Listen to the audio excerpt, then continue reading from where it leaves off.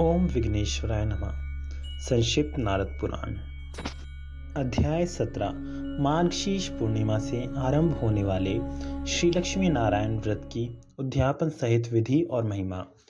श्री सनक जी कहते हैं, मुनि श्रेष्ठ, अब मैं दूसरे उत्तम व्रत का वर्णन करता हूँ, सुनिए। वह सब पापों को दूर करने वाला, पुण्यजनक तथा संपूर्ण दुखों का नाशक है। ब्राह्मण, क्षत्रिय, वैश्य, शूद्र तथा स्त्री, इन सब की समस्त मनोवांछित कामनाओं को सफल करने वाला तथा संपूर्ण व्रतों का फल देने वाला है। उस व्रत से बुरे बुरे स्वप्नों का नाश हो जाता है। वह धर्मानुकूल व्रत दुष्ट ग्रहों की बाधा का निवारण करने वाले हैं। उसका नाम है पूर्णिमा व्रत। वह परम उत्तम तथा संपूर्ण जगत में विख्यात है। उसके पालन से पापों की करोड़ों राशियां नष्ट हो जाती हैं।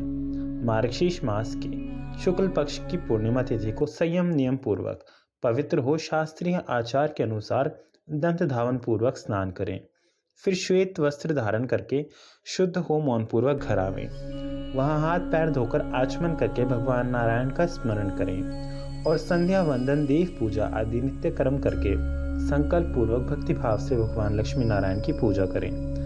व्रती पुरुष नमो नारायणाय इस मंत्र से आवाहन, आसन तथा गंध पुष्प आदि उपचारों द्वारा भक्ति तत्पर हो भगवान की अर्चना करें और एकाग्रचित हो वह गीत, वाद्य, नृत्य, पुराण पाठ तथा स्तोत्र आदि के द्वारा श्रीहरि की आराधना करें। भगवान के सामने चौकोर वेदी बनावें जिसकी लंबाई चौड़ाई लगभग 1 हाथ हो। उस पर ग्रह सूत्र में बताई हुई पद्धति के अनुसार अग्नि की स्थापना करें और उसमें आज्य भागांत होम करके पुरुष सूक्त के मंत्रों से चरु, तिल तथा घृत द्वारा यथाशक्ति 1, 2, 3 बार होम करें।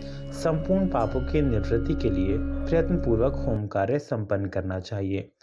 अपनी शाखा के गृह्य सूत्र में बताई हुई विधि के अनुसार प्रायश्चित आदि सब कार्य करें। फिर विधिवत होम की समाप्ति करके विद्वान पुरुष शांति सूक्त का जप करें। तत्पश्चात भगवान के समीप आकर पुनः उनकी पूजा करें और अपना उपवास व्रत भक्ति भाव से भगवान के अर्पण करें। पौर्णमास्याम निराहारे स्थित्वा देव त्वाज्ञया भोक्ष्यामि पुंडरीकाक्ष परिहरि शरणं भव। देव पुंडरीकाक्ष, मैं पूर्णिमा को निराहार रहकर दूसरे दिन आपकी आज्ञा से भोजन करूंगा। आप मेरे लिए शरण हो। इस प्रकार भगवान को व्रत निवेदन करके संध्या को चंद्रोदय होने पर पृथ्वी पर दोनों घुटने टेककर श्वेत पुष्प, अक्षत, चंदन और जल सहित अर्घ्य हाथ में ले चंद्रदेव को समर्पित करें। क्षीरोदान वसंभूत अत्रि गोत्र समुद्भव ग्रहणार्थ्यम मया दतम रोहिणी नायक प्रभु। भगवान रोहिणीपते, आपका जन्म अत्रि कुल में हुआ है और आप क्षीर सागर से प्रकट हुए हैं। मेरे दिए हुए इस अर्घ्य को स्वीकार कीजिए। नारद जी इस प्रकार चंद्रदेव को अर्घ्य देकर पूर्वाभिमुख खड़ा हो चंद्रमा की ओर देखते हुए हाथ जोड़कर प्रार्थना करें।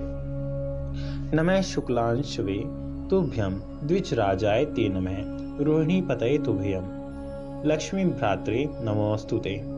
भगवान, आप श्वेत किरणों से सुशोभित होते हैं, आपको नमस्कार है। आप द्विजों के राजा हैं, आपको नमस्कार है।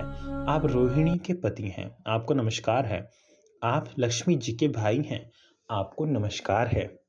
तदंतर पुराण श्रवण आदि के द्वारा जितेंद्रिय एवं शुद्ध भाव से रात भर जागरण करें।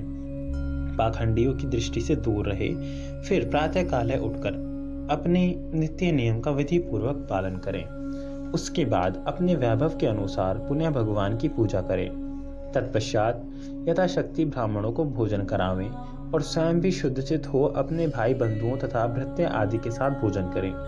भोजन के समय मौन रहें। इसी प्रकार पौष आदि महीनों में भी पूर्णिमा को उपवास करके भक्ति युक्त हो रोग शोक रहित भगवान नारायण की पूजा अर्चा करें। इस तरह 1 वर्ष पूरा करके कार्तिक की पूर्णिमा के दिन उद्यापन करें। उद्यापन का विधान तुम्हें बतलाता हूँ। व्रती पुरुष एक परम सुंदर चौकोर मंगल में मंडप बनावे जो पुष्प लताओं से सुशोभित तथा चंदोवा और ध्वजा पताका से सुसज्जित हो। वह मंडप अनेक दीपकों के प्रकाश से व्याप्त होना चाहिए।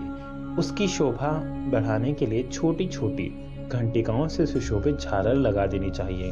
उसमें किनारे किनारे बड़े बड़े शीशे और चवर लगा देने चाहिए। कलशों से वह मंडप घिरा रहे। मंडप के मध्य भाग में 5 रंगों से सुशोभित सर्वतोभद्र मंडल बनावे। नारद जी उस मंडल पर जल से भरा हुआ एक कलश स्थापित करें।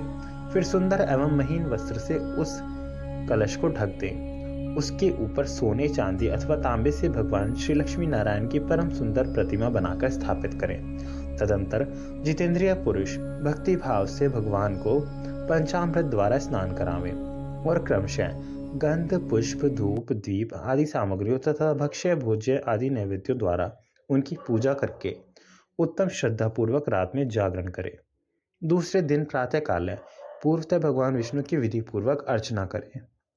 फिर दक्षिणा सहित प्रतिमा आचार्य को दान कर दें और धन वैभव हो तो ब्राह्मणों को यथाशक्ति अवश्य भोजन करावें। उसके बाद एकाग्रचित हो विद्वान पुरुष यथाशक्ति तिल दान करें और तिल का ही विधि पूर्वक अग्नि में होम करें।